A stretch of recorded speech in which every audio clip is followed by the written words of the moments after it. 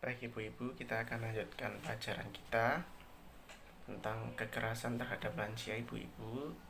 Jadi, bagaimana tentang pendapat ibu-ibu tentang permainan yang sudah kita lakukan bersama ibu-ibu? Apa pesan yang bisa kita ambil ibu-ibu, atau pelajaran yang bisa kita ambil dari permainan tersebut ibu-ibu?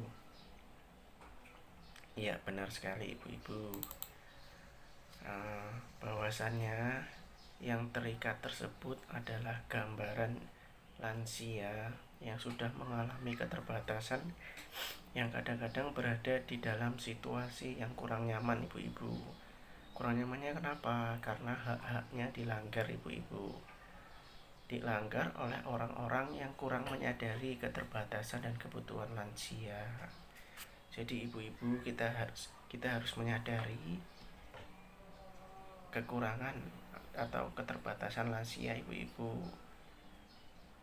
Fungsinya buat apa ibu-ibu? Kalau kita menyadari tersebut, agar kita tahu ibu-ibu hak-hak apa saja yang harus kita berikan kepada lansia. Jadi lansia itu punya hak-hak, Bu. Punya hak-hak yang harus kita penuhi ibu-ibu. Contohnya apa ibu-ibu?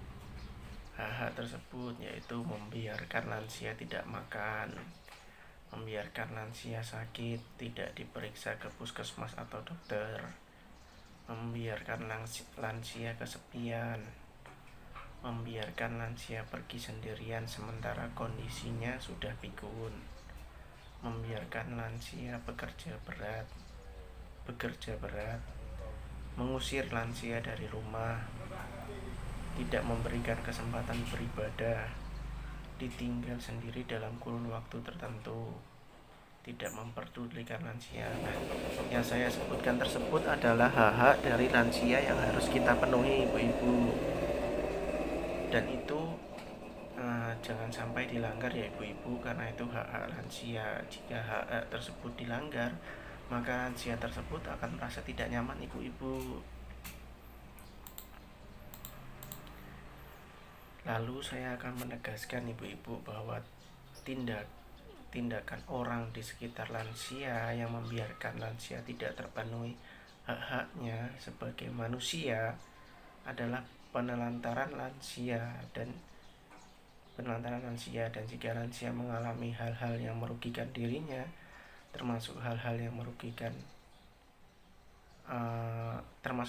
membahayakan lansia baik secara fisik maupun psikis, maka itu disebut kekerasan terhadap lansia. Jadi saya akan mengulangi ya ibu-ibu. Tindakan orang di sekitar lansia yang membiarkan lansia tidak terpenuhi hak-haknya sebagai manusia adalah penelantaran lansia, dan jika lansia mengalami hal-hal yang merugikan dirinya, termasuk hal-hal yang membahayakan lansia baik secara fisik maupun psikis, maka itu disebut kekerasan terhadap lansia. Jadi kekerasan terhadap lansia itu tidak hanya fisik ya Bu ya.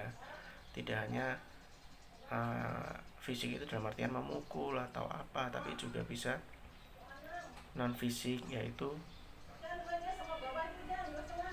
verbal, seperti itu.